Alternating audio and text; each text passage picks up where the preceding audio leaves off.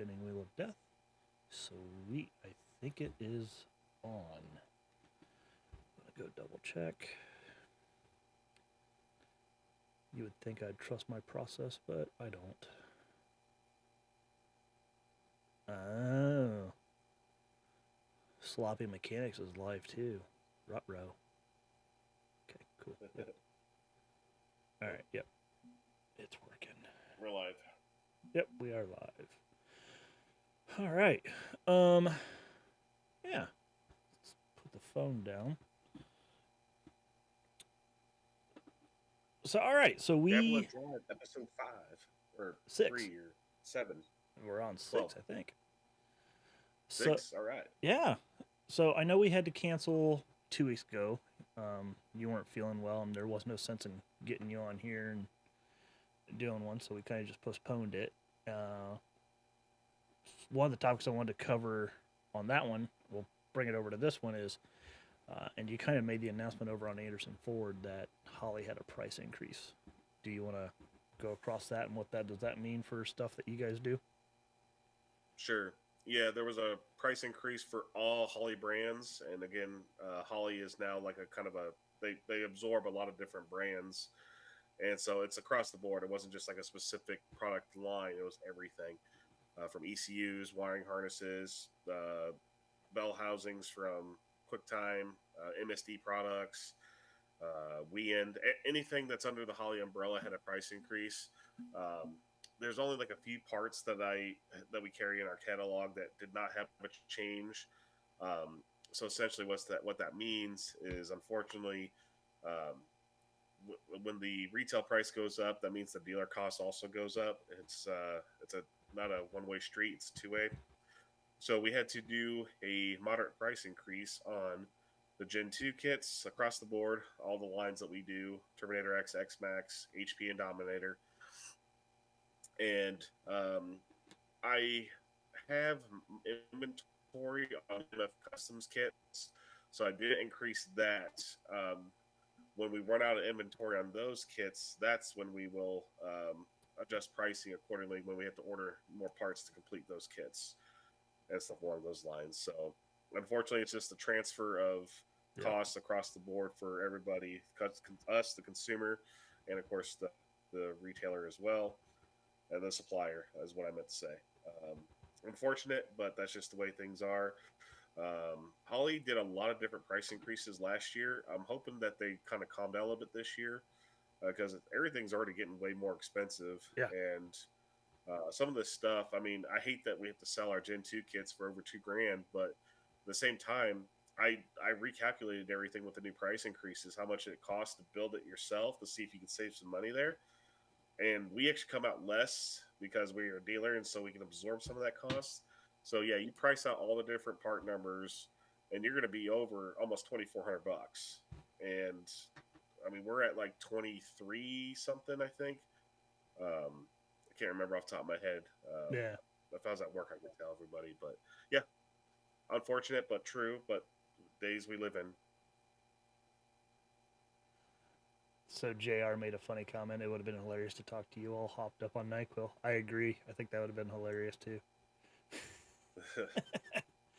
Um, Well, the funny thing is, I'm actually still a little ill because at the shop, a lot of guys, including my coworker, who's the OEM Ford parts manager, he got pretty gnarly ill, and he tried to stick it out. He ended up calling off work one day, but he was ill the whole rest of the week. And I'm pretty much after I just got over what I had, then I think I just recaught what he got. And of course, my son's got something now. It's just getting sick sucks. it But does. I didn't want to miss another one of these because I'm well enough. I just got a little bit of the nasally stuff, the one nostril syndrome they call it. Yeah, and I'm working on getting um, some other guest on here.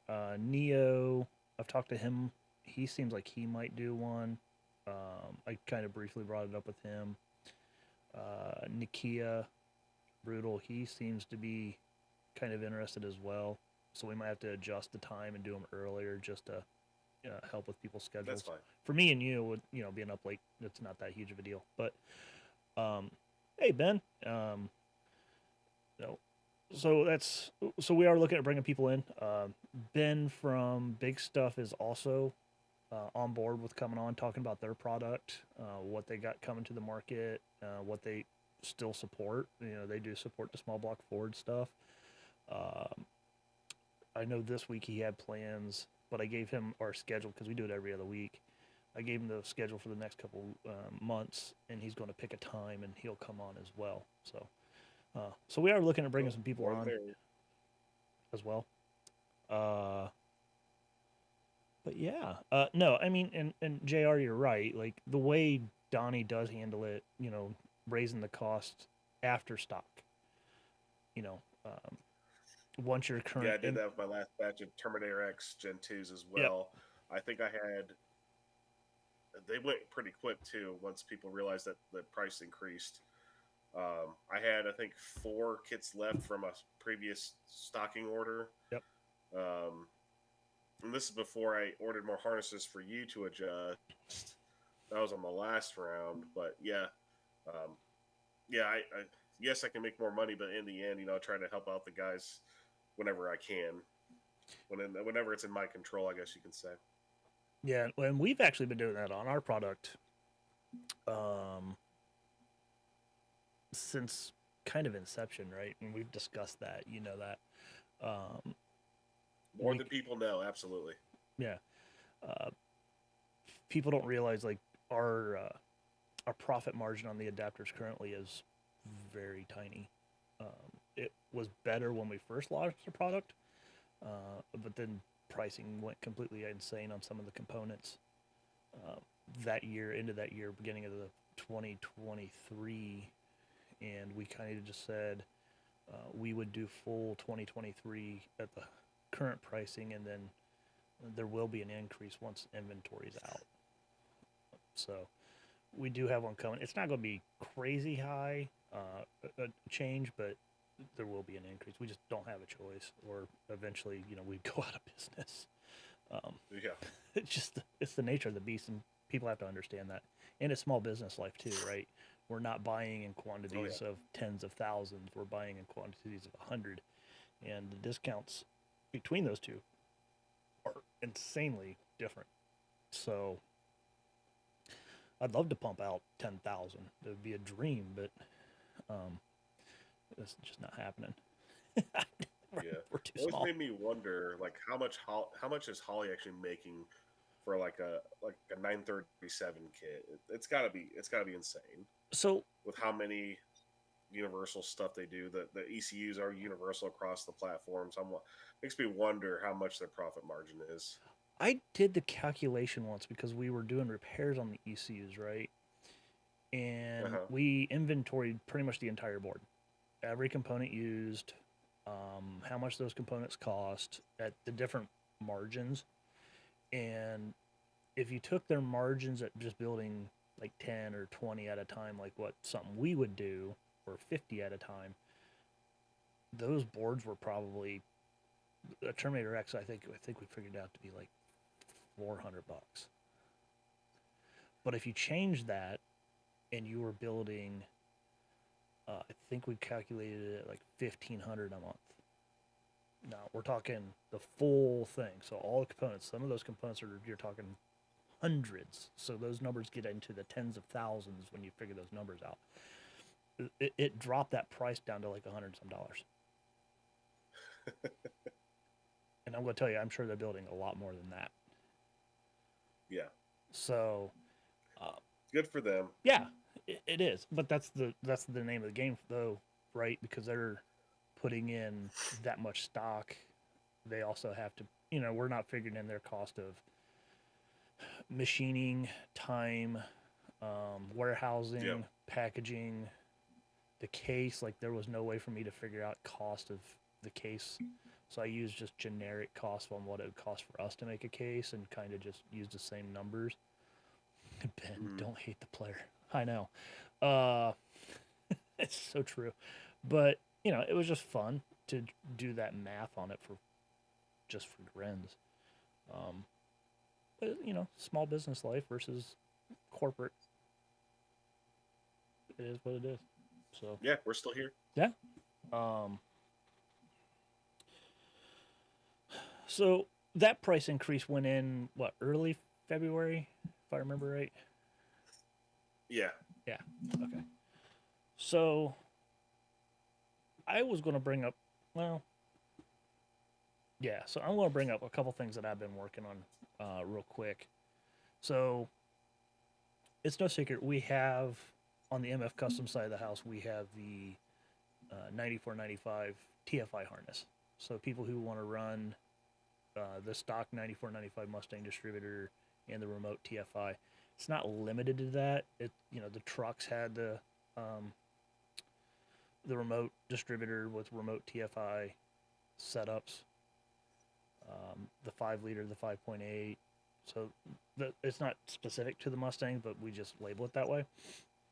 The one thing we've been working on is we're working with a heatsink company that makes heat sinks, aluminum CNC'd heat sinks. And we are working with them to make a heat sink for the 9495 or the remote TFI module. I should just call it that. And we've been working with them trying to get them to give us a quote. We're getting there.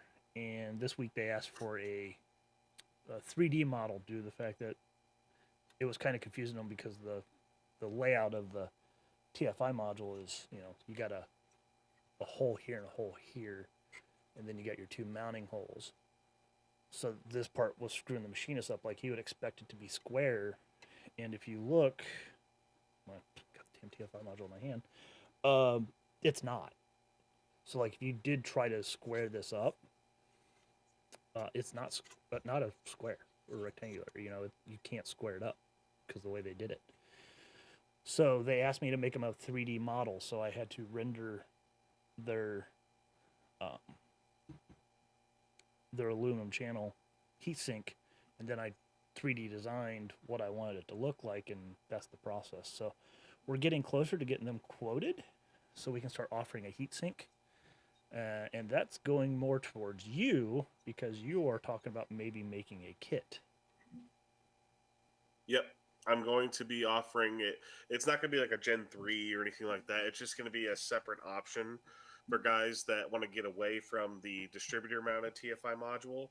Because I actually did that to my turbo car because in a turbo car, I think guys would appreciate this, especially that TFI is just going to get cooked under the hood.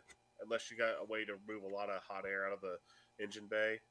Um, so yeah, I used Danny's wiring harness, his TFI remote TFI adapter for Holley, and Danny hooked me up with one of those heat sinks and one of the prototypes there, and I would put mine in the inner fender, and Danny's wiring harness is long enough to where I tucked it under the firewall pinch weld all the way back through the back end of the strut tower, going up towards the front of the fender apron, so it's serviceable for me.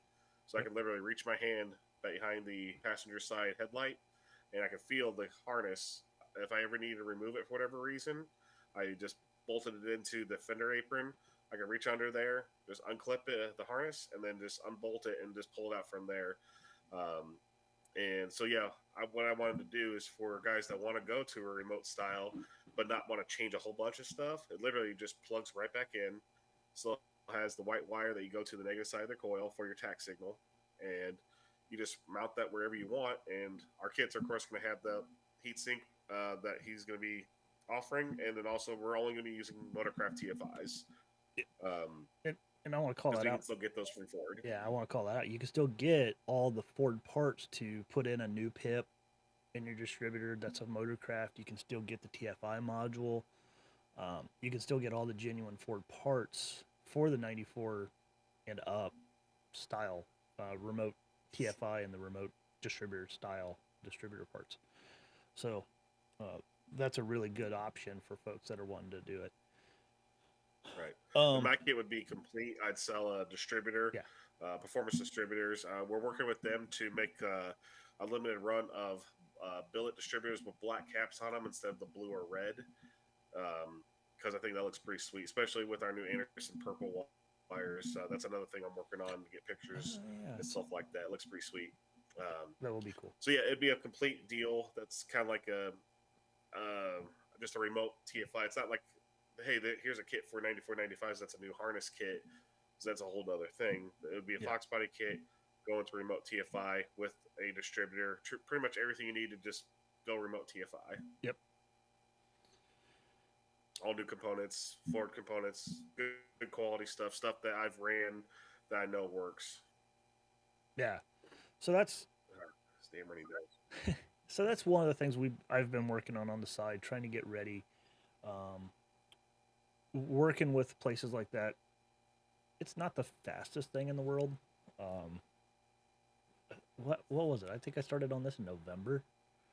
Um, Yeah, now some of it was on yeah, me. because you got that one to me. Yeah, it was late last Yeah. year before I put my car up. Yeah, Some of them was on me, getting with them, getting the design together. But then there's been a lot of back and forth, quantities. What does that look like? Because they do have a machine shop in house to CNC stuff, so that's uh, handy.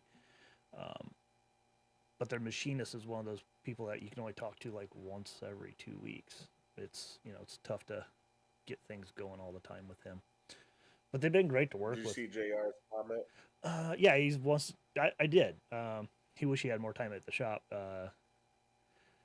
I'm going to keep that in mind though, because I am always looking for somebody that's willing to do small run stuff. Because I always have ideas. And there's always things I would love to have done. So uh, let me know. Yep, JR, and that's the reason why I came out with the 9495 style. I want to preference that TFI setup for Holley. A, because no one offered it, and all these people putting them on 9495s are going backwards to run, the Fox body style distributor. But at the same time, you don't really hear people having TFI failures as much on the 94 up stuff, especially with the remote mount. It helps out a lot. Now, so that was the big reason why I made it, was for both. So this way the 9495 guys could continue keeping their product or parts. So it's one less stuff they have to pay for. And two, it's an upgrade for the 86 and 93 crowd. So, Ben.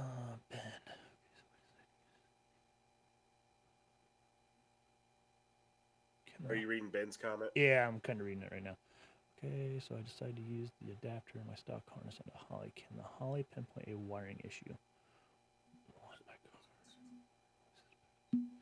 No.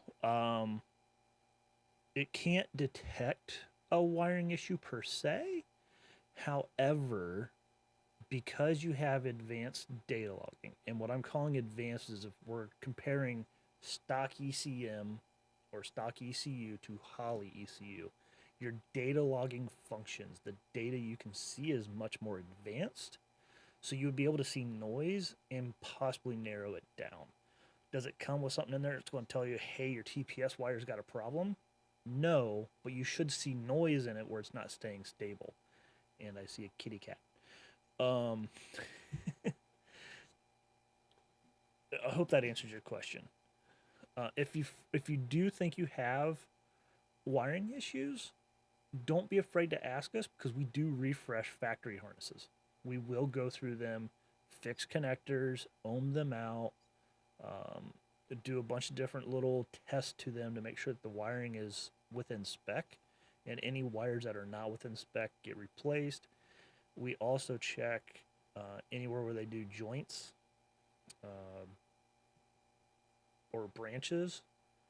We make sure that's still in really good shape and good condition, and if not, we will replace them. So we will go through and do a whole refresh, and if it's a Fox body, we typically request that you send your ECU harness and your injector harness in both together to be tested, and we automatically replace the salt and pepper shaker connectors out with the two Deutsch connectors. We upgrade those so to get rid of the issues that are known on that. So pricing isn't set. It's really, we give you an idea what cost is, and after that, we let you know what it is for everything else to be fixed, and we quote it out. And if you decide it's too much, then it's, we can work something out. If not, we'll go through and finish it up.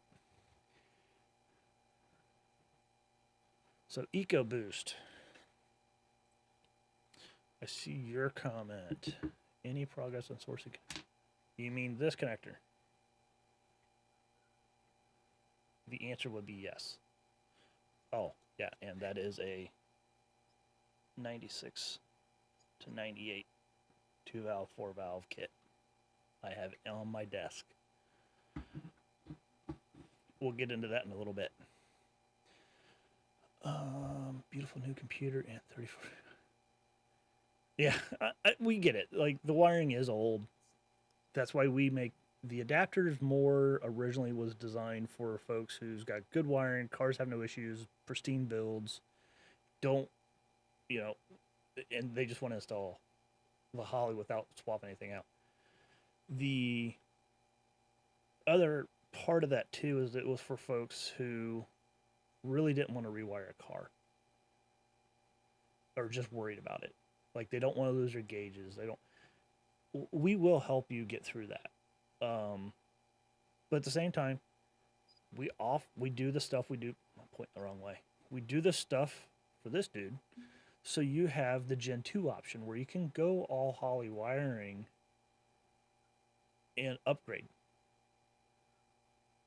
So that is, we offer both options, and we will support both ways. We're not going to tell you no, we're not going to help you because you didn't run our product. That's not how we work. That's not how we operate. And EcoBoost, no, I can't ship it to you on Monday. I wish I could. A lot of people have been asking for it. I'll get into why, but the wait shouldn't be a whole lot longer. Where were we? Oh yeah, we originally got to the TFI and we ended up here. Holy crap. Well,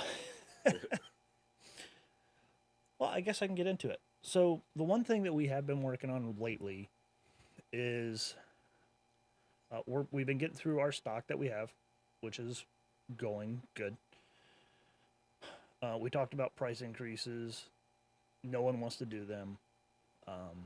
Supply, demand, or not big enough to buy a bunch to compete with others. So, of course, our prices get affected.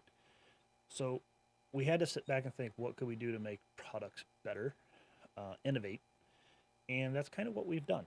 So the 96 and 98 stuff, with all intents and purposes, has been done since summer of last year. We were testing on 2-valve cars, 0 issues, but we wanted to test on some 4-valve cars, but finding Cobra owners willing to do it was tough. And especially in our, we didn't want to make a post out there going, hey, who's got a 4-valve Cobra that would be willing to test? Because then the next thing you know, get everybody and your brother. We made this mistake the first time and we never got products back. So this time we had to work within the group of people we knew and then branch out from there. And did find a couple. We're working on that now. Guy is testing it now. But during all of that delay, we knew the pricing was going to go up. So what we've done, so some pieces, I'm going to give you some inside information on these because they're not technically released yet. One of the known issues when you do the 96 and up stuff, you have to run Holley's coil drivers, which is, if you buy their kit, it's already included in the kit. But if you don't buy the kit or you buy anybody else's stuff, you have to run a coil driver. A minimum of 1 on 96 and 98. Minimum of, you have to run 2 on 99 to 04 because of coil unplug. Now, you might have done the coil unplug conversion on a 96 and 98, but you're still waste spark.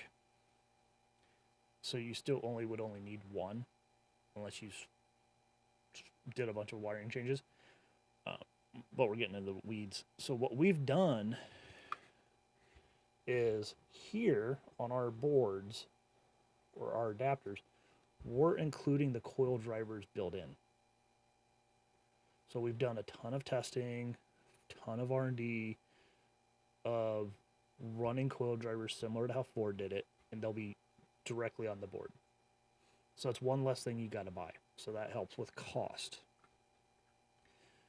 But with that, what we have done, and I know it's not easy to tell on this one, we've added, lighting's bad.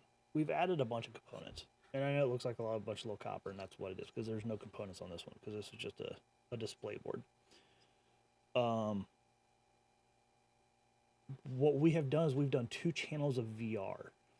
And what we mean by that is one channel of this is going to be connected up to your VSS sensor, giving you speed input on the standard Terminator X, meaning you don't need an X Max to get speed into the ECU. We're going to take an input and give you speed on that specific input. The other channel can be used for anybody. You can wire it in. All that will be in the instructions if you want to do it. You can wire the other VR input, say, to a front ABS sensor. And by doing that, you would have both of your speed inputs. So a driven speed, VSS, an undriven speed, your front wheel, and now you can do wheel speed slip. So what is your percentage of speed between the two? So if your front wheel is at 55 and your rear wheel is at 80, obviously you're out of traction, and you can do traction control. So we're building that into our product. The other thing we have done that won't be day one, I'm going to preference that now, but it will be available to everybody as an upgrade later, is the ability to run, and this is on the Terminator X platform only, a second wideband. We're building a secondary wideband controller into the board. And it comes on and off. So we would just send you the component needed down the road in an upgraded sub harness, and then you could have 2 widebands. Now I do want a preference on this, that the secondary one would be for data logging only. It would not be used for fuel control, fuel corrections, or anything like that, because the Terminator X still does not support that. But it would allow you to have a passenger and a driver side bank in your data logs. This is the stuff that's coming.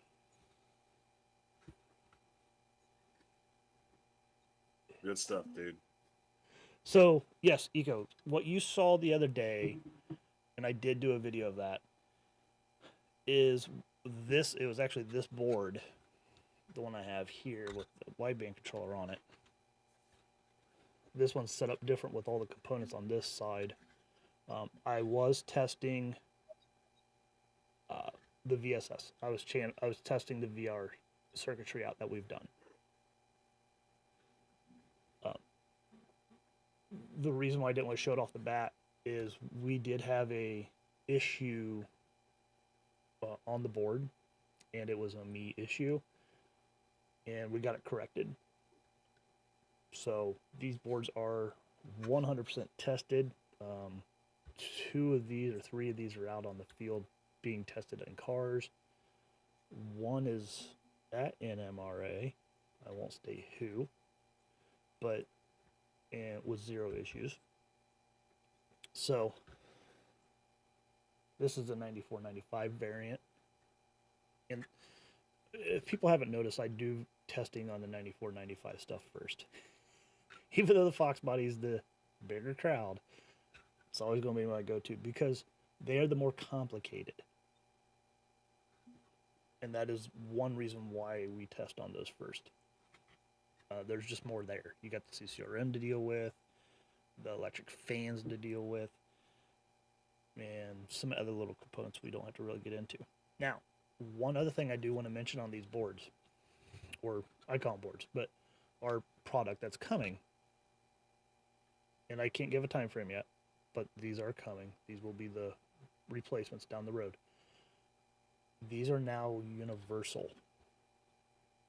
And what I mean by universal is you could run Holley and say your Terminator X poops the bed and you got a Gen 4 big stuff ECU sitting there. You just need a different main harness. the adapter's the same, and you can run a different vendor's ECU. And we're not stopping at just big stuff. So we've now made these non ECU agnostic. They can run pretty much any of them on the market with a different main harness.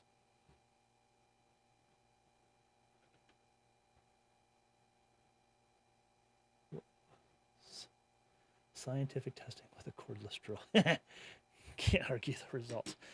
So, yeah, what's funny is with an electric drill, and it's funny that I test that way, is it's repeatable and it's controllable versus a car on the street. Unless you have a dyno, or even a dyno's tough, you would almost need a hub dyno to keep a consistency there to get good results. But with a battery drill, it only matters up to so much, and you can control it much better because just logic behind it. So this is like brain rocketry to me. Last DFI. Oh my God, an SDS.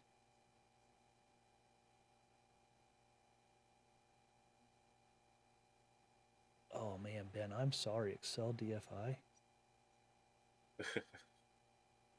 Wow. I mean, the Excel DFI with the green screen, that's no different than kind of, if you think back at the Anderson PMS days. The little... Yep. That's all that was. I mean... And before that, that was the Interceptor from Crane. Yeah. Wow. Yeah. I still have my classic fast over there. Well, it wasn't classic. Oh, yeah. It wasn't classic fast then. It was just fast DFI. But yeah, I still have that. I keep all my stuff. Yeah, the SDS stuff worked good. I mean, there wasn't, wasn't anything crazy. And just so the Fox Body guys aren't left out, boards are here for you guys too. Same features. It's all on there. So. Yep, and that wideband upgrade is going to be available for all the boards, right? It'll be available for all platforms except for the HP. X, I mean. Yes, except for HP and Dominator. And the reason why we're not doing it is because those use the Bosch 4.2 and an NTK, and the signaling is different. So I don't want people going, oh, my Bosch 4.9 is reading this and my NTK is reading this. There's something wrong. I'd rather have two sensors that are in the same family, and they would be the exact same sensor, the 17025 on both sides. In theory, you should be within a couple points on each side. Right. And a Dominator, you can run a separate harness to run a separate wideband anyway. Yeah.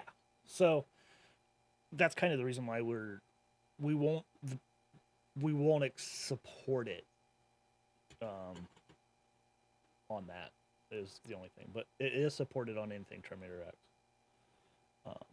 And any other ECUs that'll allow you to do a 0 to 5 volt input. And that's running Bosch. But for the SNs, for all the SNs, the Fox bodies will be available. The upgrade will be available for all. Yeah, Mustang platforms, I guess. On our what we're going to call our next gen. I think we're going to call our stuff the next generation. I don't know. They're still working on that. That's above my pay grade. I just developed the stuff.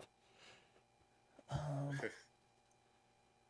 miss the old grain interceptor box calculator controller. JR, I think you just need to go to bed. As long as my AC works. Yes, Ben, your AC will absolutely work. So this was one of the reasons why the 96 to 98 stuff really got put on hold is we knew there was going to be an increase. Let's justify it by adding components that make sense, that we can sneak in, shouldn't use that word, but get them in there and really not hit your bottom dollar, I guess I'm trying to say. Because we could... You're adding value. You're not just adding price. You're adding value. Yeah. Yeah. So it's a tough game. Um, we'll see how it goes. Uh, so I don't have a date for when 86 to 95 will come out. 96 to 98, we're hoping soon. We're hoping within the next couple months. Harnesses are on order. They're already going into production. Even for the 86 to 95 stuff, their harnesses are going into production. Those are what we told them as low priority. So we have a company now making our harnesses, um, which has helped us out a ton for speed. They do really excellent work. I can't I can't praise them enough because we were already insanely anal retentive on harness building, and they're just as bad as we are, if not worse. So it's an awesome fit. So it's been great to work with them. Um, so they we told them the 86 and 95 stuff was low priority.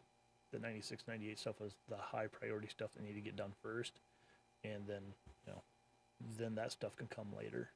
But we've already gotten test harnesses in. All of it's been tested. Uh, we've already approved all the bill of materials. Parts have been ordered. All that stuff's done. It's just the production cycle now. We had to get them a new tester because if anyone notices, the new connector is different. We did have to get them that. So that was kind of a delay, but they do have that now. So, and we build our own testing equipment versus some people who use block systems. We actually build a system that the block systems work really well, and there's really nothing wrong with them. I wanted something that when they test a harness, we get all the data on it as well. So instead of them just having the data, we get the data, so it transmits over. So everything's serialized.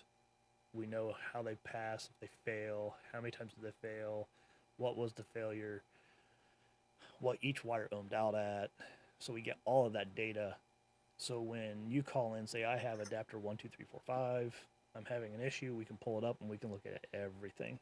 What the traces, how the boards tested out, how the components tested out, how the harness tested out, and we can help pinpoint problems. So. And of course, once those are available, we're going to carry kits on AndersonFordMotorsport.com, of course. Yep. And it'll be very similar to the kits we carry now with the Fox and SN, early SN. It's going to be nothing to it. It's going to pretty much look identical, right? The board or the case itself might look a little different, but it's going to look, the kit components are look almost identical. Yeah. So the case will be the only thing that will be different. We've done a lot of different case designs. The little rectangular square box thing was cool. We're getting a little fancier now. But outside that, it'll still be just an adapter in a box and two harnesses. Your main harness that goes from the adapter to the ECU, and the sub harness that goes from the adapter out, which would have your optional sensors on it. So, yeah. So I mean, from our kitting, it's going to be identical. It's just a connector plug is changing.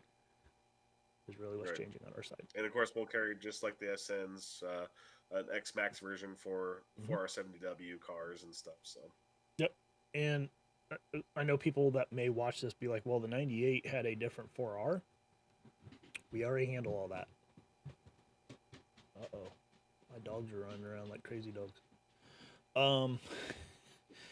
So yeah, so we've already handled all the differences between the 96, 97, and 98 transmissions. So one adapter works on both. So yeah, that'll be a benefit for folks too. Absolutely. You'll have to run the corresponding components. So if you got a 97 car and you throw a 98 for our 70W, you got to make changes. We can only do so much. Yeah, no, everything's supposed to work too, right? Gauges will work just like normal. AC will work. Speedometer will work. So yeah.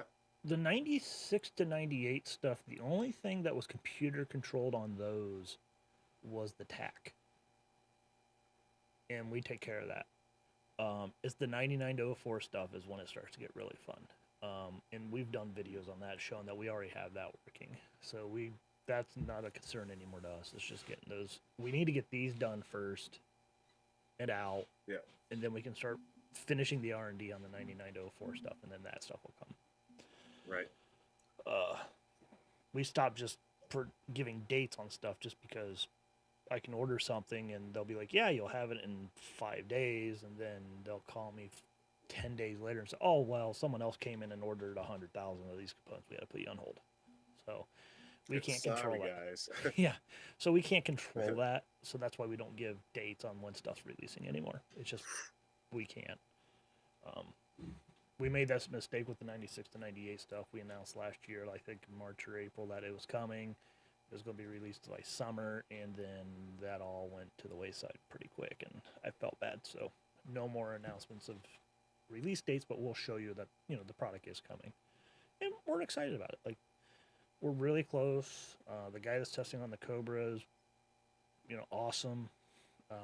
Like to get a couple more tested, but the real only big difference there on the Cobra versus the 2-valve stuff was they have a fuel pump driver.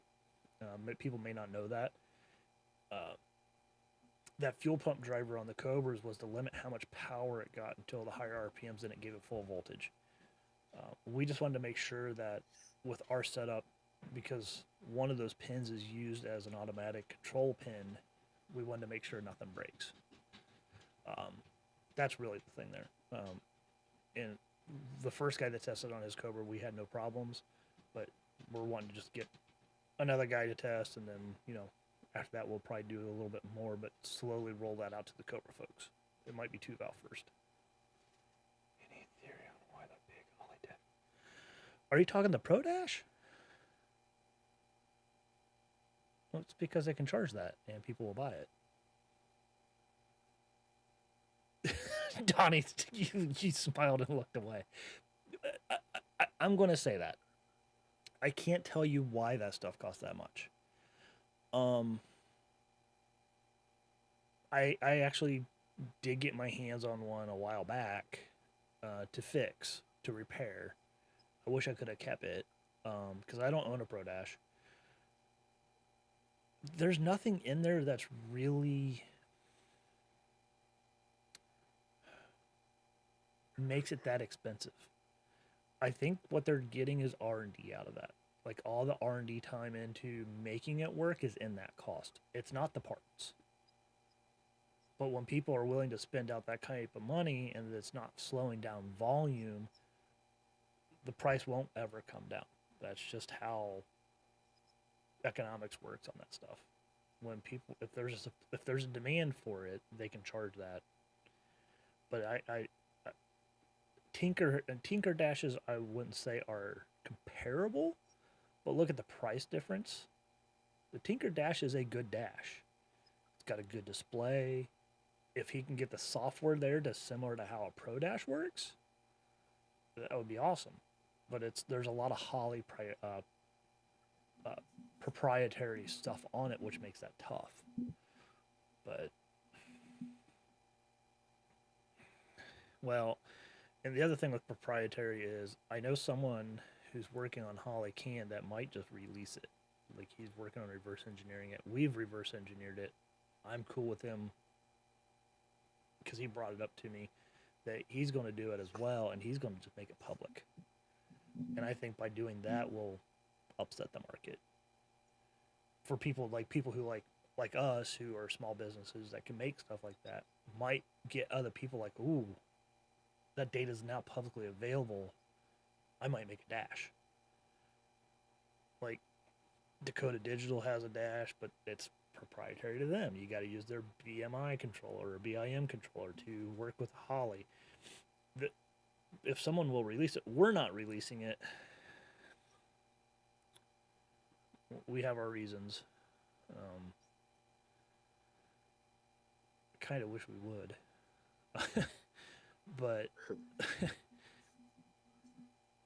I've seen that in the other markets where people will release something like that, reverse engineer, and all of a sudden a technology shift happens. And I think Holley was not going to say they were going to release their can, but I can see that they were getting their can all together. Some people don't realize the Sniper, Sniper 2, Terminator X's, HP Dominators all run different firmware because of their platform, but their can is different. Some of it's the same, some of it's not. But you could tell that there was a shift on all of that coming to one can because of the Holley's 5-inch screen. It's the only screen they offer right now that only has one firmware and it works across all of them. Yeah. Now, there's some stuff that doesn't work. The Boost PSIG does not work. It's a known bug. It won't read Boost on the Terminator X's, but it will work on the HP Dominators. It's because of the different cans. So I think they are getting to the point where they're going to bring all the cans together. And I think what this is, get your tinfoil hats on. This is my thought process of, I think what they're going to do is they're going to move their platform, the Terminator X's, the HP Dominators. I think what we'll see is we'll see one platform in the future, one ECU, and you pay. Hopefully, it's not subscription, but hope you'll pay for the upgrade features. So you buy the basic ECU, and it's maybe Dominator format, and maybe what it is HP format and a Terminator format, or Dominator format. And what you do is if you have an HP, the HP format, you get LSU 4.9 wideband like a Terminator X and then the standard stuff. But if you want the NTK, you want trash control, which they already offer now because you can buy it on the Terminator X's. But different boosts, settings, things like that are specific to the HP platform. Now you can buy those as options to upgrade your ECU via codes to get those features. And then the Dominator platform, which has the drive-by-wire control, the secondary wideband controller, all the I/O. I can see them bringing it out to where you just pay for that.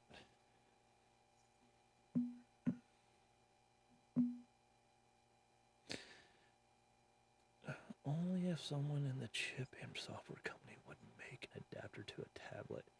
Ben, can you expand on that? I'm kind of curious on where you're going with that. I have ideas, but I'm kind of curious. So that was my tinfoil. I think that's where they're going with their next generation of ECUs that they'll come out with, but I could be completely wrong, and they'll just release them all over the place. I think they need to fix the naming convention because you have to say Terminator X, because if you say Terminator, there is a Holley Terminator, which is an HP. Yeah, it's branded. An HP. Yeah. And in that same platform, you can get a Terminator, which was a Dominator. It was just a Terminator with transmission control. But it was a Dominator ECU, and it says Terminator on it. That's why you kind of gotta. I'm thinking they have to do something to kind of maybe fix that because all the confusion. And maybe people don't see the confusion, but I see it all the time. Just because I'm on all the forums and groups. I know I've done a lot of talk. What's your thoughts there? I think we discussed it at one point, talking about that. I think they're going to be moving away. I think we talked about it before PRI, actually. Yeah. That we think that they might be moving either. No, I think we talked about, we think they're going to be releasing a new ECU that's kind of going to be something like that, kind of just takes the other ones, makes them obsolete, and then have this one new ECU that is, like you said, a subscription program that you pay for the full functionality or features or whatever. Get out of here. I don't know if I can see why they would do it, but at the same time, I can see why they wouldn't, because you got guys from all different walks of life that don't want to. That they're spending money on all the different platforms right now, And if the money's good, I don't see Holley changing that. So Yeah, it's a supply thing, right? Or demand thing. There's yeah, plenty of demand for it. But if you've noticed, and this goes back to I need a tinfoil hat. Um, the Terminator X Max supports the 6L80. They support the 6 speed. yeah, The Dominator doesn't. They've not released that yet. It would be the same process today on that, but they've never released the firmware for it yet. So I'm kind of curious on what's been holding them back on that. To yeah. and the other things too, like the wheel slip traction control is on the Terminator X, but not on HP Dom. Well, mainly it would be the Dominator. Um, you can do it on the HPs, but it's not there, There right? is a little inside baseball I know kind of about that was told, and I'm not sure if I'm allowed to say it. Maybe I'll tell you off camera That's and fine. stuff. But Rick told me a little tidbit about something in regards to Terminator X side of things and Holley EFI side of things, and I'll tell you after Yeah. the stream and stuff. But Yeah. um, we've been talking a lot about like new product and stuff like that, and small business side of things. Yeah. A conversation I had that I'm kind of excited about. It's not official yet, so this is not like an official release or anything, but it's something I think Danny, you probably know by now. I like working with a bunch of other companies, like Mm-hmm. even small like companies like yourself, because finding those little niches and stuff those has worked out great for me. So there's a company that's not they're well known. Big Dogs Porting. They're well known for Yeah. porting Yeah. Yeah. their port work and testing and stuff like that. And I talked to those guys over there. So the goal is we're going to start offering packages that already have their work done and have it on the shelf. We're Ooh. excited to work with them possibly in the future. What So what stuff are you looking at having them the port? mechanical side of things. What'd you say, Dane? What stuff are you looking at having them port and having ready? So like our top end kits, Okay. like our standard stuff that comes with TrickFlow 170s, Systemax, and then 41. It'd be that kit would still be available, but say you want to take it up to the next level and you want to take a stock 302 to it, like what it can really do with like some good port work. Maybe again, this is not official and it's Yeah. not even the official name, but say you check mark a box that you want the Big Dog Stage 2 option to bump up the power and flow. And also with that, what I want to do is run their and sell their short tube headers that they do, inch and 5/8 primaries, but they flow like 600 CFM, and Okay. which is better than like a Flowtech inch and 3/4 shorty. Yeah. So I want to offer like you got the guys that want to just stick with the 300 real horsepower try and true package, out of the box trick flow heads, out of the box Holley Systemax, in 41 you'll make 300 to 310 real horsepower all day. But the guys that want to take it the next step and not have to wait to send stuff off to get ported by a porter, you got a tried and true company that's been around, and their stuff's like, it's been tested. It's legit stuff, and they do a really good job.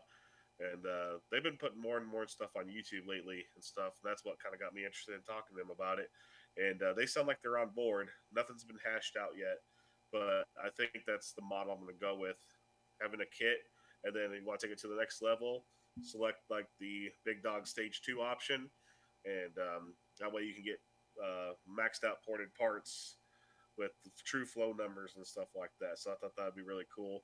And they're a small company too Yeah. up north, and uh, I just thought it'd be exciting to work with another smaller company that does like niche stuff that's tried and true.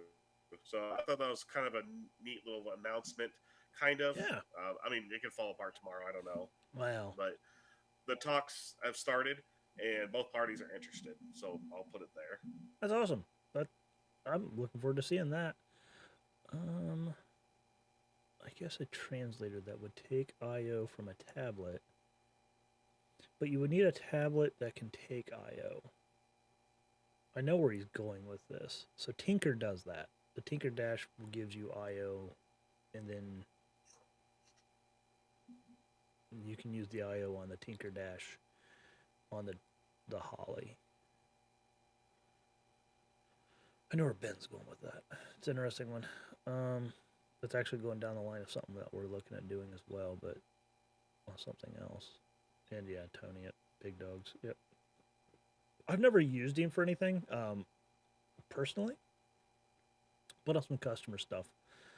We've sent stuff out. They've had stuff sent out, and we've done installs on it, and it's nice stuff, nice work. So that's awesome. And we're like you. We like to use. We're already a small business, and we like to use small businesses too for our stuff. So like the guys that are doing our harnesses now, it's a small business, small shop, and we've had great luck with them. So they started doing our main harnesses last year, halfway through the year, and we were doing them at the same time. So they augmented, kind of like a staff augmentation where they were doing harnesses, we were doing harnesses at the same time for quantity, so you can meet demand. And then we've now moved over this year. Almost, it'll be this year. They'll be doing about 80% of our harnesses. Nice. So they're doing the TFI harnesses now. He's doing the main harnesses. They're now going to start doing sub harnesses. The 9698 will be the first one where they do 100% of everything except for the boards.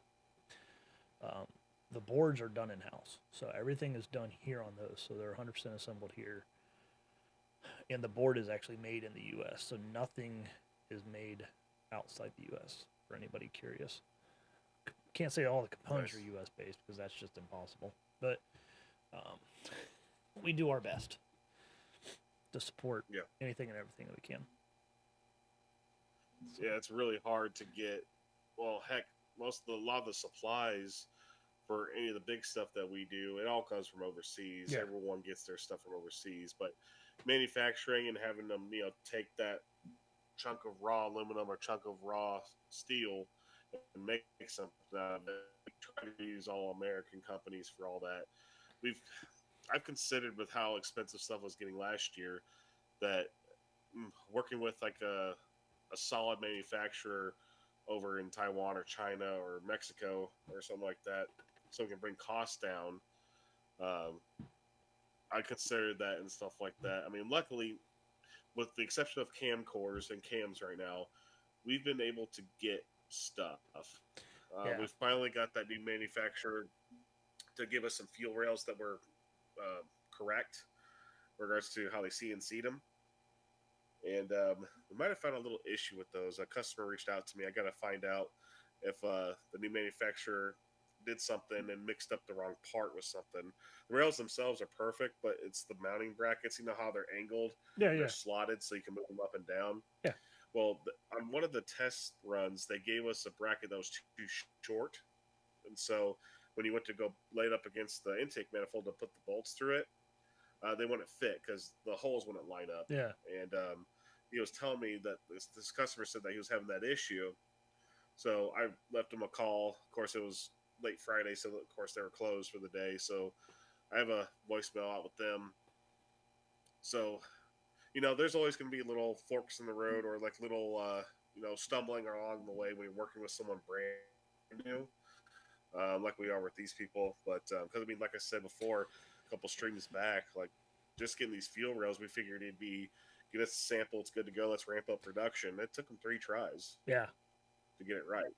And, been there. It is what it is sometimes. All right, cat, come on. Meow. I know you want to sit in front of the camera, but how'd they sell when you got them back in stock? I'm sure they probably didn't last long. Oh, I'm out of them. Ah, yeah, I figured they'd go quick. Yeah. I mean, which the nice thing is, since I am out, and if they did mess up on the brackets and send out the wrong ones or something, now's the time to correct it. But and then if there was an issue, I'm gonna make sure that I have them make me another run of just the brackets so I can send them out to all the customers, even if the people weren't having issues with them. Yeah. I'm just gonna send them out a set of brackets That way they have them. Yeah, I mean But we've done stuff like that too. Like, yeah. it, So it, yeah, I it mean happens. that's the only like real major stumble. I mean camcorders, it's so weird. You would think that a lot of this stuff would be taken care of by now, but camcorders is just like the strangest thing. I haven't been able to get a new set of cams in 2 months, and I'm almost out of everything again. It's like Jesus. I just can't win on that front. No, and that makes it tough. That does. It sucks. Um, Fingers crossed. We can get all our components. May not be as quick as I'd like on a lot of it, but we can get our components now, which has been awesome. I say that, and now tomorrow I'll probably get an email. It's just how it works. I hope not, but yeah. So, oh, one of the other things, I guess we can get into it. Someone hit us up or hit me up and wanted me to talk power tap. You want to get into that real quick? So, one of the Gen 2 demo harnesses sitting here, conveniently next to my desk. Um, so, if you're familiar with Holley, best way to display this because this thing sucks. And I know it's probably loud. You get a connector, 4 wires, says power tap on it. And I'm just going to read it off. So you have just a standard black wire, black, white, orange, and green. The black is your chassis ground. The black, white is your sensor ground. Your orange is your 5-volt reference. And the green wire is your 12-volt. Now, let me get into this. Someone asked us, or I'm going to say us, how to use the power tap or what is the power tap. The power tap is there. Get this box back up. Sorry, folks, I'm sure that's loud, but that was just right near the mic. So the power tap is there, so this way if you want to add features, so say you want to use, add a pressure transducer, like I'm getting ready to do. Like you want to add one into your valve cover for vacuum, crankcase pressure. You would use your power tap for your 5-volt and sensor ground, and then your input-output connector for your input, for your sensor. So it's basically just there for you to have a way to have those different signals that you would need or powers that you would need to hook up optional stuff. So boost control valves. Neo Mustangs, Danny over there, hooked up his Mac valve. I think he bought Mac valve. It needed a 12-volt source. You would use the power tap. You would use the green wire. You just have to remember that the power on that for the 12-volt is powered by the fuel pump relay. So it won't be on unless the fuel pump's on. So if you're doing any testing, you need to pull your fuel pump connector in the trunk or wherever your fuel pump's at. So this way it's not on, or way I would recommend, or your fuse for your power or for your fuel pump, because it should be wired separately. And then set your fuel pump prime to 10 minutes, whatever you want, so you can do any testing and then set it back. When you're doing sensors, you always use a sensor ground. Don't use chassis ground. 5-volt would be for anything like a transducer or whatnot. And then chassis ground, can't think of a scenario where I would use chassis ground. Yeah, I really can't. Not right off the top of my head. But that's basically what the power tap's for. It just goes along with your inputs and outputs. I'm sure you've used the power tap for something. Maybe not.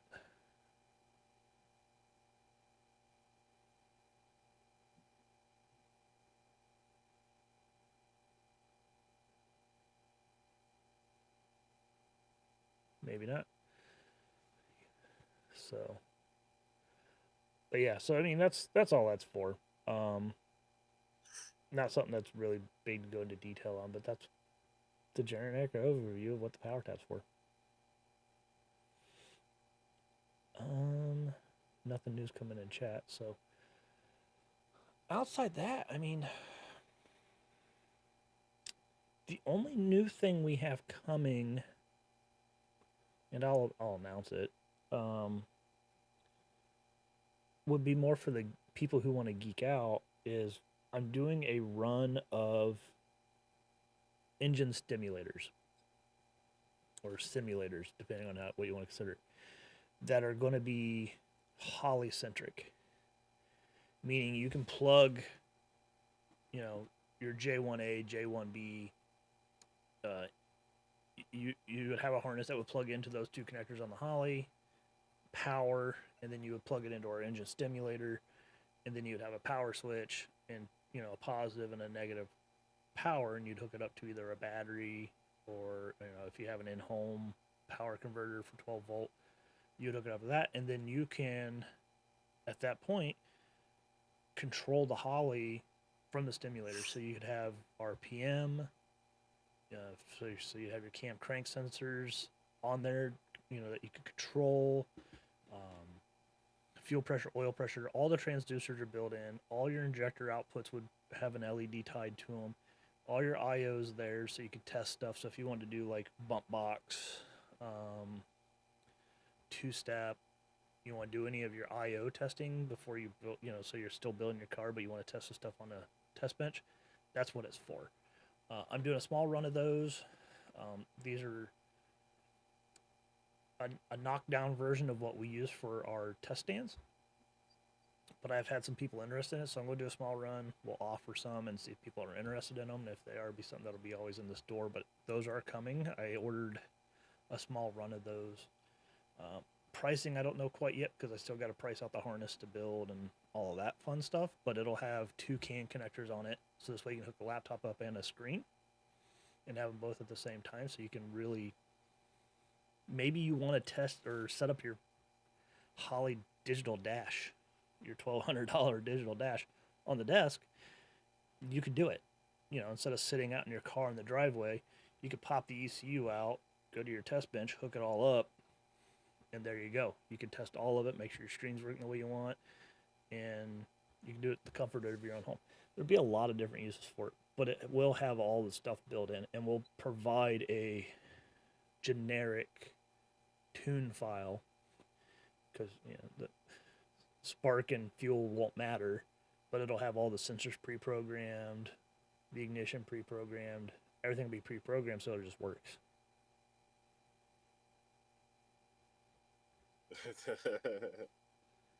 Oh, for $12, I want it out front mowing my grass. What Ben said.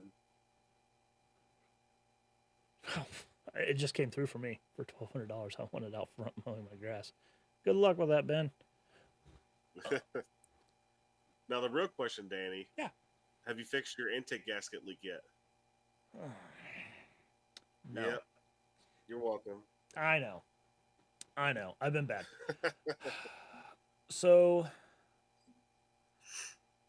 I wanted to go ahead and start on that, and then I made a post about how I was going to do and we kind of talked about it, where I was going to do crankcase pressure. I was adding those sensors, and because people were interested in that, I wanted to get everything collected so I could do it at once. Okay. So the valve cover, I didn't want to ruin my valve cover, so I bought a set off of eBay. I got a new set of they were NOS, which was awesome. So I got a set of new old stock 94-95 valve covers. Tapped it for the crankcase pressure sensor. Oh, okay. So I got that tapped for the crankcase pressure transducer. So it's basically a 2-bar map sensor that's going in there. Got that done. Gotcha. So then I've got to get those over to powder coat, because I want them to look similar to my old ones. My old one had the car's project name in it, which was 1 Slow 6. I want to have them powder coated in black and then the wording in white. So I got to get those over there. They acted like they could get that turned around in like 2 weeks. So when I drop that off over there, I'll have all that stuff ready. That was the other drive for getting this going. Um, is because my car is still on the original prototype, which is all hand soldered. So I have no options with mine. So mine's going under a lot of surgery to do this, and I figured if I'm doing it, I might as well do it all at once. So that's Sure. where I'm at with it. So all the parts I need for the intake, I'm replacing my upper and lower radiator hose. I'm replacing my heater core hoses. I'm replacing all hoses. I got my intake gaskets. I got valve cover gaskets, my upper to lower intake gasket. I got my combo sensor, so I have my oil pressure with oil temp sensor combo sensor now. I have a 0 to 100 pressure transducer for coolant pressure, which will go on the back of the intake, which I got my adapter in for that. That took a little bit to come in. And so I have all my sensors. The only thing I think I'm down to now will be I got to replace my wiring, which that's the one thing that's going to hold me up. And then I still have to design how I want to wire it, because to be candidly clear, I was going to build a custom harness for my car, but 9495 style. So I think I'm going to ditch that for now, because people wanted me to do this with the CAN IO box. So it's more I got to sit down and figure out how I want to draw this all up, and then I'll get started on it. Are you going to film it and do video on it and stuff? Yep, all of it. Maybe not the gasket stuff. Oh, speaking of video, are you going to release the Fox Body video that you did at Anderson? I was waiting to get a video of it running. Oh, okay. That's the only piece I'm waiting on. Gotcha. If you guys have one. Gotcha. We had to modify the passenger side exhaust mid pipe, I guess you can say, that goes from the header down to the crossover on the X, because it was hitting the transmission cross member. I don't know if the other engine sat lower with the motor mounts that it had in it or whatever, but yeah, there's no way it would not seal. So we gave that pipe to my fabricator to fix it, mess with it a little bit, and no, I got all the front accessories on it. Cool. We primed the engine. The distributor's stabbed in it, but it still needs the upper intake manifold and throttle body and stuff. But it's not far from firing. Yeah. Guy already started on the fuel system for it. He's just running one of our level 1 fuel systems, -6 stuff, front and back, and 525 pump and our rails and some 80s, Deca 80s. It's pretty simple stuff. So it's not far from just firing, even if the front suspension isn't back together yet. But yeah, that's I just wanted to have some video of it firing up. Yeah, I just wanted to get a video of it running, because when I was there was no engine in it yet. So yeah, it's kind of a bummer when there's no engine in it yet. So the video would be kind of, in my opinion. But yeah, the engine's in it now, and it's bolted to the trans, and like I said, the front accessory drive with the front belts on it. It's getting close. It's not far off. It's just up in the air for the new fuel system stuff. New lines getting ran right now. Okay. Yeah. Sweet. Yeah. So I'm getting closer with my stuff. I'm getting everything lined up. Weather's been great, which makes me sad that I haven't gotten to it yet. But yeah, so, because the other thing I want to do is I think I'm going to pull my trans. I think we'll pull my transmission out. Sad times. Why? I don't have a second gear that works good.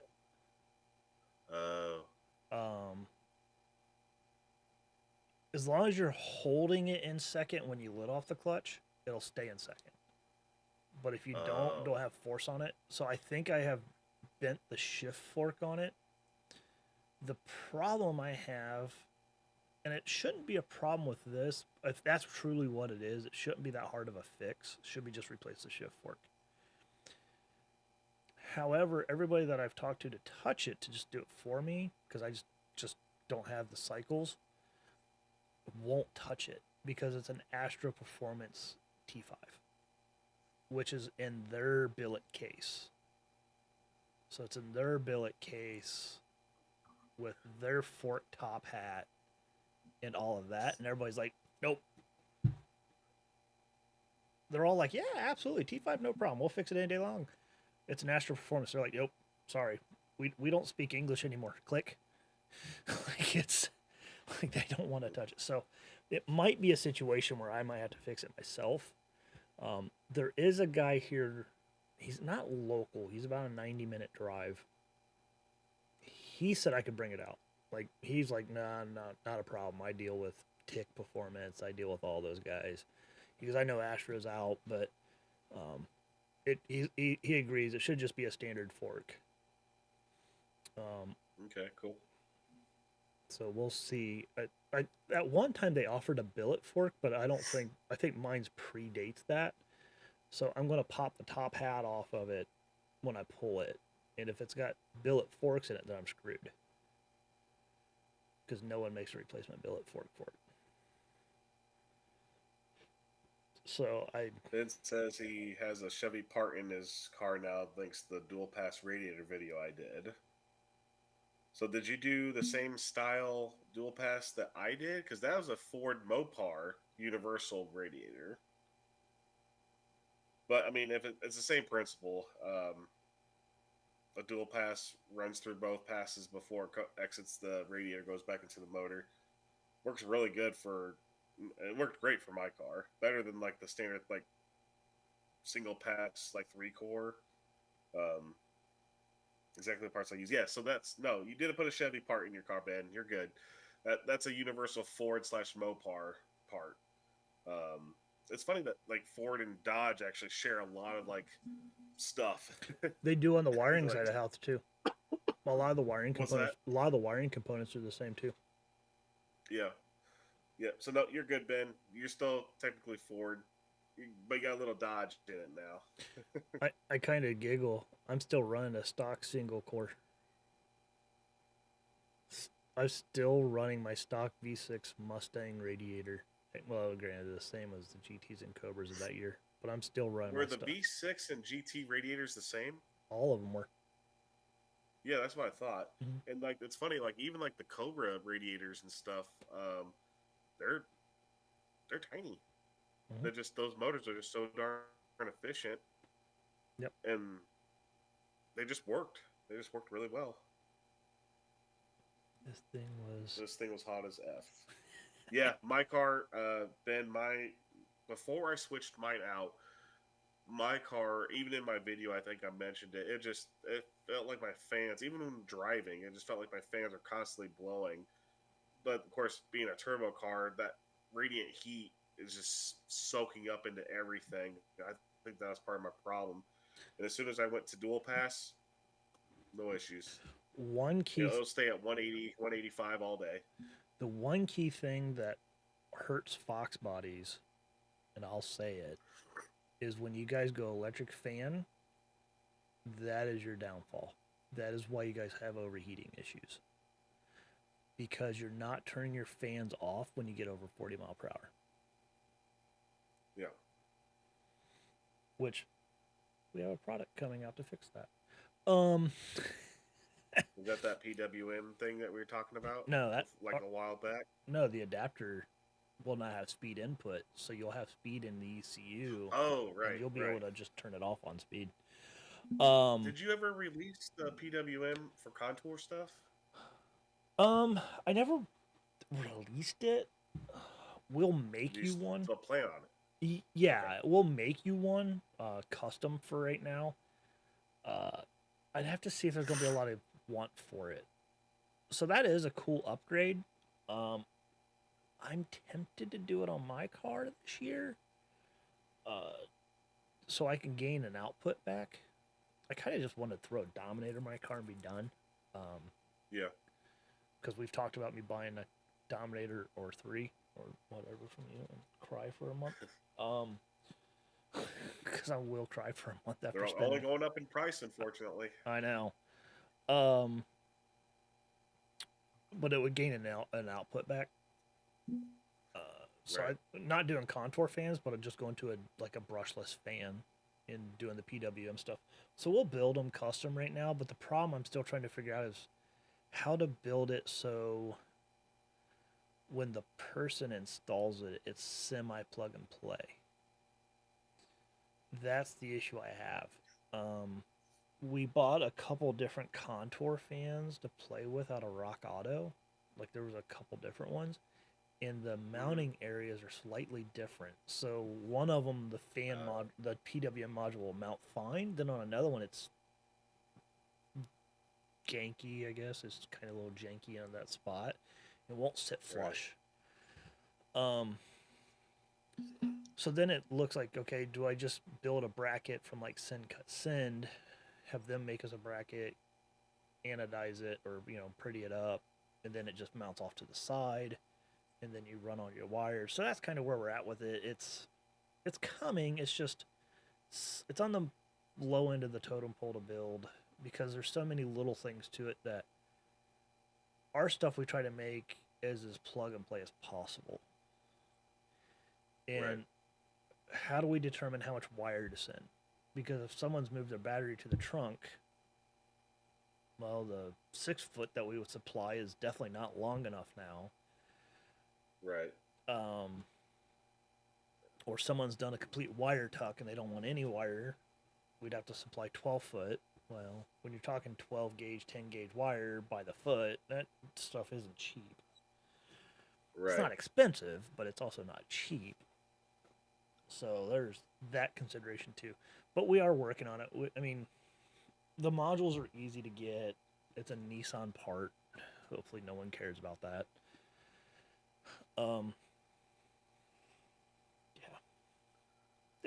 Yeah. Yeah, JR, to your point about your never having issues with your stock radiator, and what Danny already mentioned, having his V6 radiator still in the car. The thing I noticed with my 94 Cobra is that thing has a hard time just getting up to temperature. It just, for being as small as it is and being a fully iron block, iron head motor, that thing takes forever to get the needle on the gauge to move. And you go to think that maybe your coolant's low or something, you go feel the hoses, they're getting warm and stuff, and you'll start driving, and all of a sudden that if it's got up to temp, it'll just come right back down. Those things just do so well. So I don't plan on replacing the stock radiator out of the 94 unless it starts leaking. Like that, surprisingly, like it just works really, really well. The Fox body I had to, because when I bought that car, it had a SVE, or no, it wasn't SVE at the time. It was a 50 Resto brand at the time before SVE became a thing. One of their cheap Chinese radiators, and it just cooled like crap on a naturally aspirated car. My fan ran so long on that thing that it actually locked up the bearing in the fan. And I was driving, and I noticed that steam was starting to roll out from under my hood. This is when it was still just a 302 with heads and cam and stuff.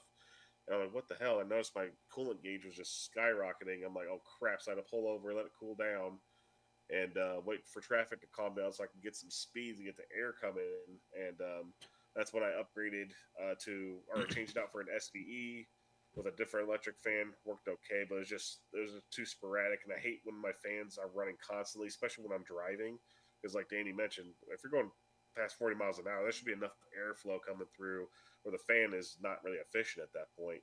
But yeah, going to the dual pass, it's my fans rarely ever come on unless I'm doing spirited driving and come to a stop and then idle while I check data logs or something. So yeah. So the other thing, I agree that the stock radiators on a lot of these cars are fantastic. There's no reason to change them. The other thing you'll notice too, the SN95 has an electric fan and it's got a bigger grill opening. Yep. It's almost non-existent on the Fox body. The other thing too that people don't realize that causes problems is that little spoiler underneath the car, under the front bumper. It's actually underneath the radiator. It's actually on the radiator, lower radiator mount. So your core support. Hmm. There's actually a spoiler that goes there. What that does is it pushes the air up and through the radiator while you're driving, and a lot of people don't have that. So I bet if you go look under your Fox bodies, that might be missing. So you have nothing My pushing the air. Fox Body has it. Okay, Yeah, because the air deflector. the Yeah, air deflector. my Fox Body had it. People with the SN95s would remove it or rip them off when they hit a curb and never replace it, Hmm. and then they would overheat because of that Yeah. one little thing. I have like a box of those. Like every time I see them that I can find one in like a salvage yard when it's still in the car, I'll keep them because Right. someone will be like, "I'm having that problem." I'll ship them one. They'll put it Yep. on, fixes everything. It's amazing how Right. little. That's how much engineering goes into these cars that we don't think about. Like Yeah. the little things. Then of course Same Ford. with like the Fox Body on the core support. They had those plastic inner Yep. black plastic deflectors Hmm. that uh, connect with push pins that sit in between the radiator and the core support that help keep air deflected into the radiator so it doesn't blow past it. The SNs have it Um, too. yep, yep. But yeah, it's funny you mentioned about the good weather. I actually took the '94 Cobra. I drove it to where my other cars were being stored, and I brought my Fox Body home. And since I'm not going to mess with the Cobra until it goes to paint, um, I brought the Fox Body home so I could start messing with it again because we just released the Anderson purple spark plug wires, and even though I just changed my wires to the black ones um, and all that stuff, so I'm going to tear it apart again, and I end up buying some different exhaust wrap for the downpipe. Um, Someone mentioned that they didn't know how long it would last on their car because they already went through the little blanket that it has. They just come apart at the seams. They always do. Hmm. I'm like, you know what? I did all this work. I know it's going to happen again. Let's just get some. I just bought some black lava wrap from Thermal Zero. I had Okay. good luck with their products and stuff. So I'm going to mess with that. And then also, I bought some 80-pound injectors. I'm going to go ahead and step up the injectors. Because I gotta take the upper intake off to get the downpipe out anyway, and to change spark plug wires. Glorious turbo game. You have to take everything apart to do simple spark plug change. That's one reason why I wish I went to like a TI trim blower on this car sometimes. I have to remove all my piping to do a plug change on my supercharged car on the passenger side. Yeah, There's just no way around yeah, it. With yeah. the SN95, it was too small. And then I got that big honking Novi 2000 sitting there that takes up half the real estate, so there's just no way around it. So like that's something that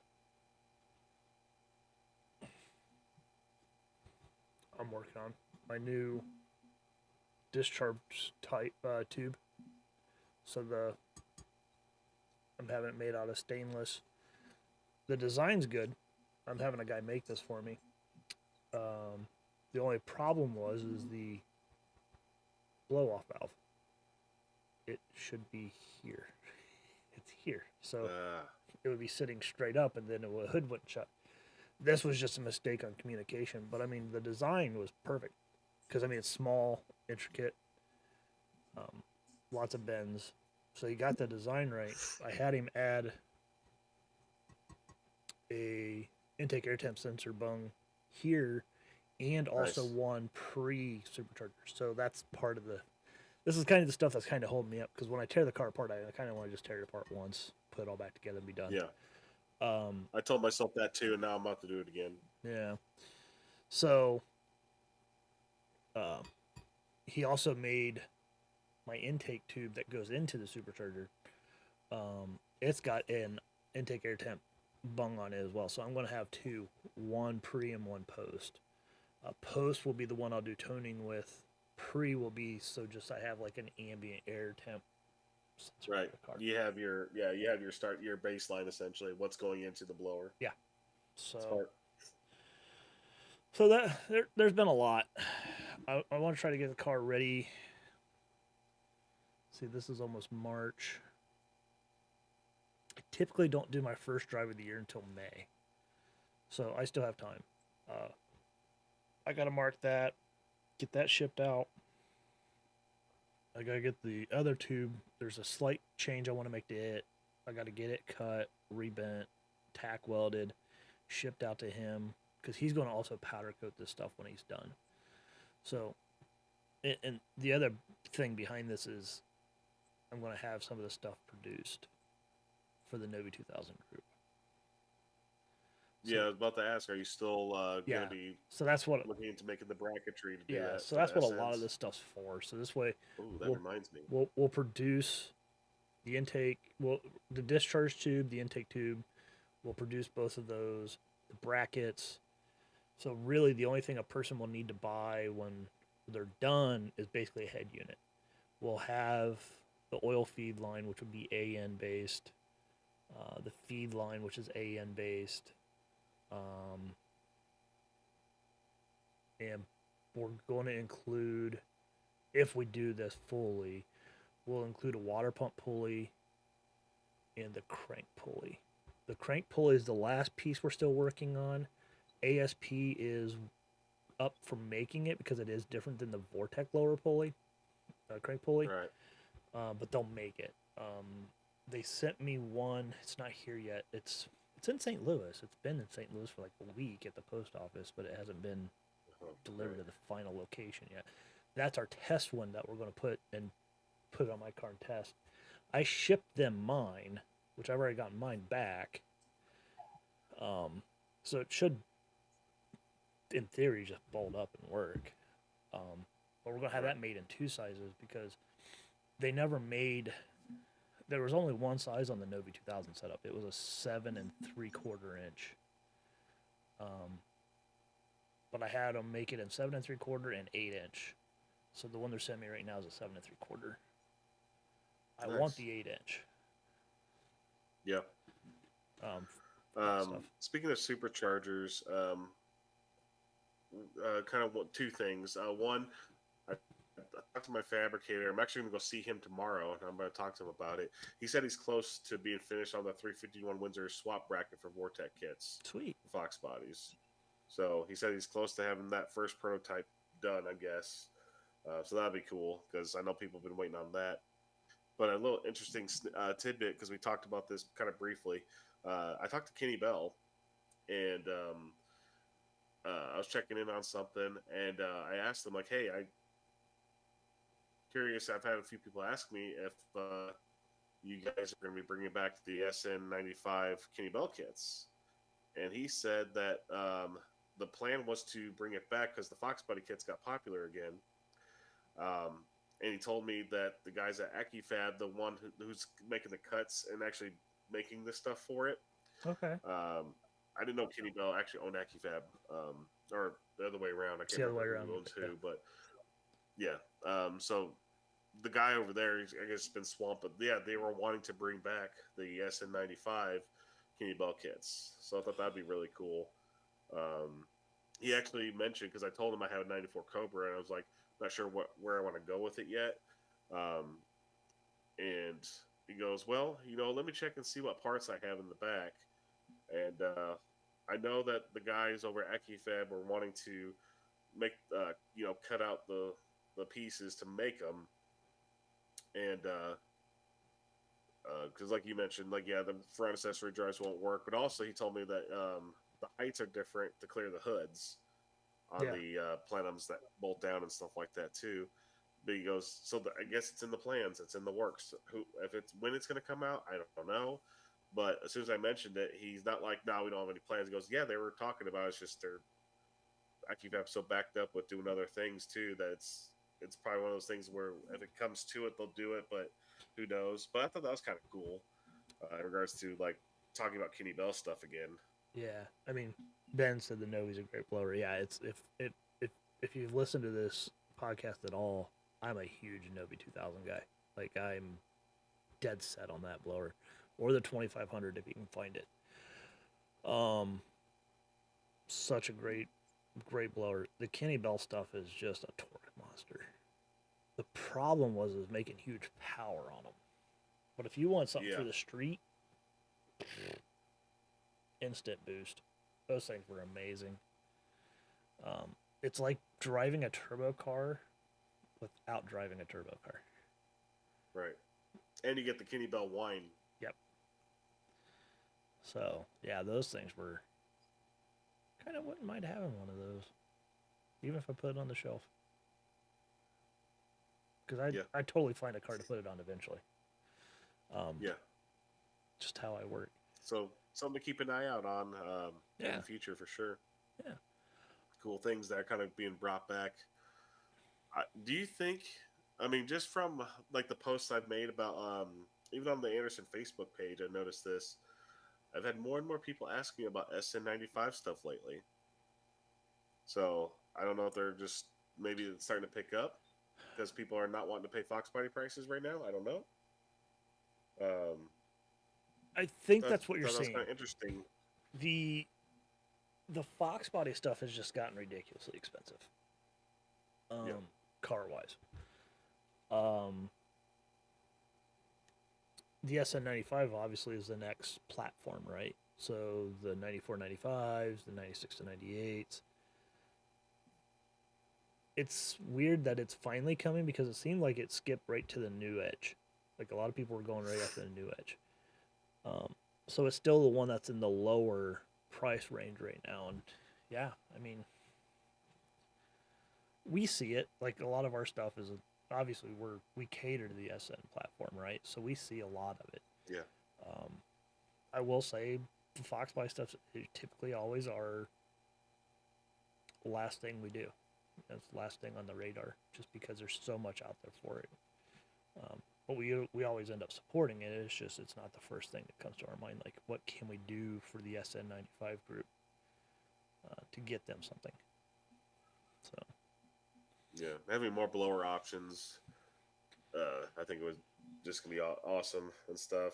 yeah, I got another company here locally making more power pipes for the 94 95s, the big 4-inch NA ones, because I'm gonna put one of those on mine and test that on the dyno and yeah. stuff.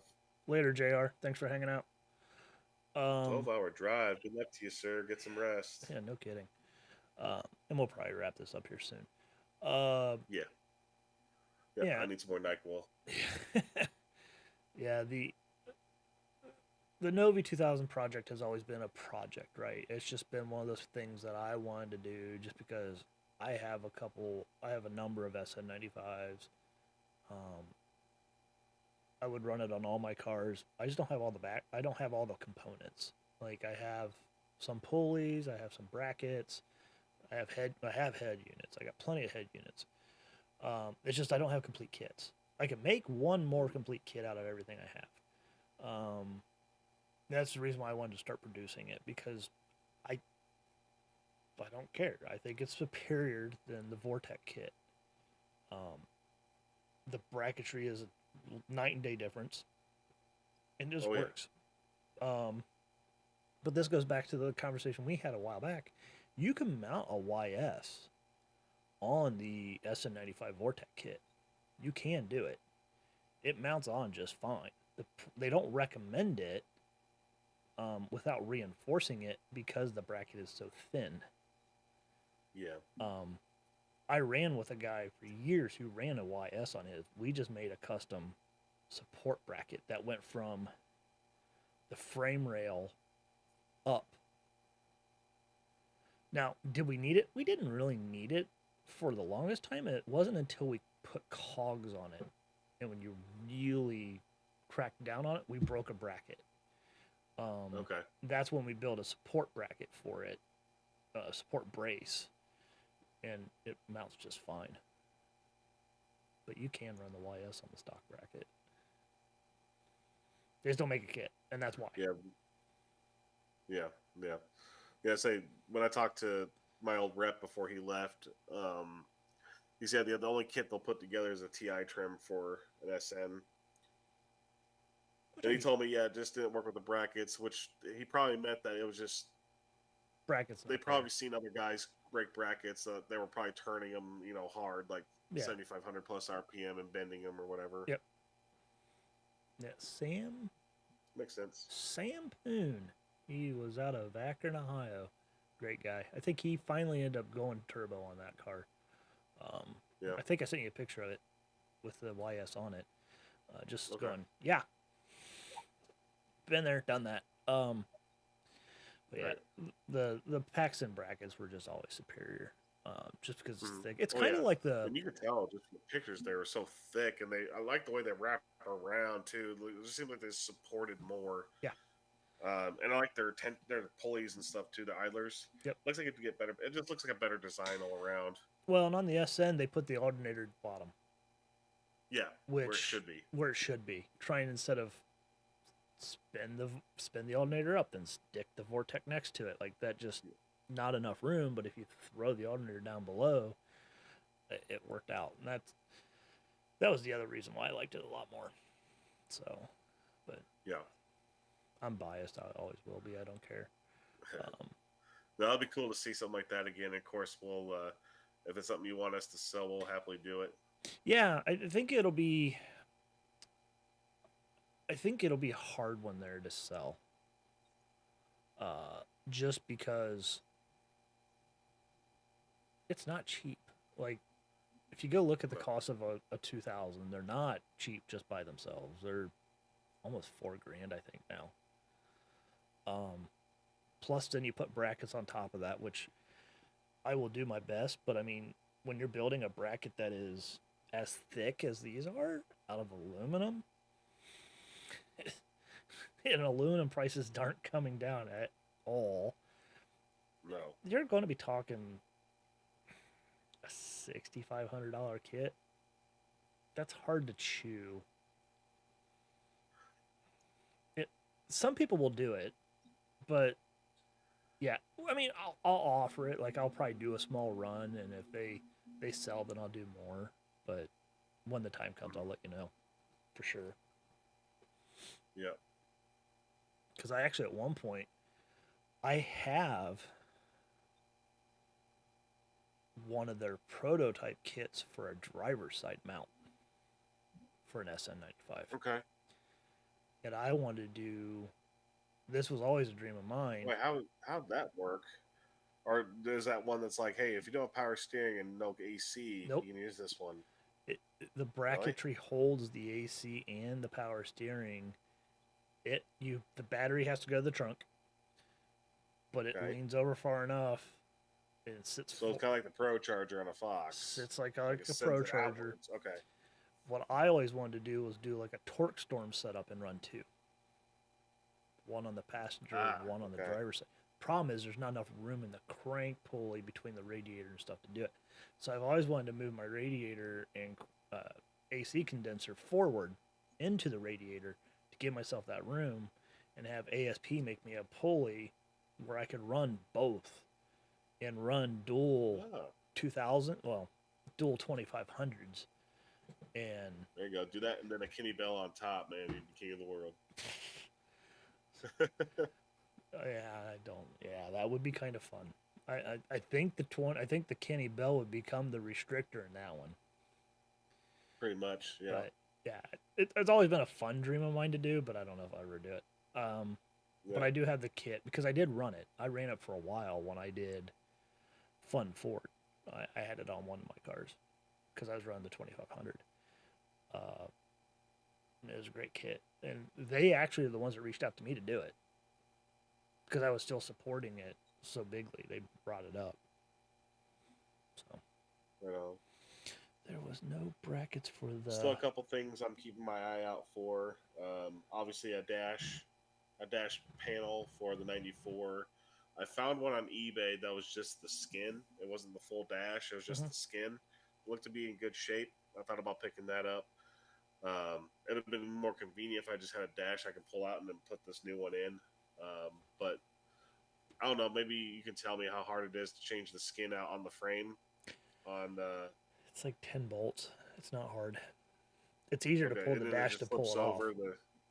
What's that? It's easier to pull the dash out than it's easier to pull the dash out of the car then pull the skin off. I will state that. Okay, Trying to gotcha. pull the skin off while it's in the car is not as easy. Okay. So you'd have to do that anyway if you buy a new dash. So I'm still looking out for one of those, Yep. and still keeping my eyes out for a driver's seat. Um, I have both of those down on my list to find as well when I'm looking. yeah. So that's one. Those are a couple things I'd like to take care of before that car goes into paint, and before I start modifying it and start doing stuff with that car. So kind of like things I want to do. The What did I dash, just do? I think I'll be able to find before a seat. Those seats are going to be tough. Think about find what? Like the dash What'd you pad, say? I'll probably be able to find Yeah. without a problem. I just got to start looking. It's You think this, so? yeah, I've not been able to find them. I found like a couple that all the other ones were like non-clock and um what was it? Oh, the wrong color. yeah, Obviously, I needed an all black one with a clock provision. yeah. I've not been able to find any except that one. And So if you got your line on one, that'd be I awesome. actually might have one for you. You And might that, have one, of in, course you would. in this '94 that I'm buying, because I probably Okay. won't keep it. I'll probably part that car out, and it's all black. Uh, Oh, okay.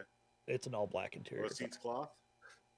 Uh, they're leather, but they're Celine Okay, seats, so you can't have gotcha. those. Well, regardless, yeah, I'll definitely buy the dash. If it meets your standards, I'll buy it from you. Yeah, I mean the car's been parked for like 10 years. I'm buying it. Just gotta get picked up. It's in North Carolina.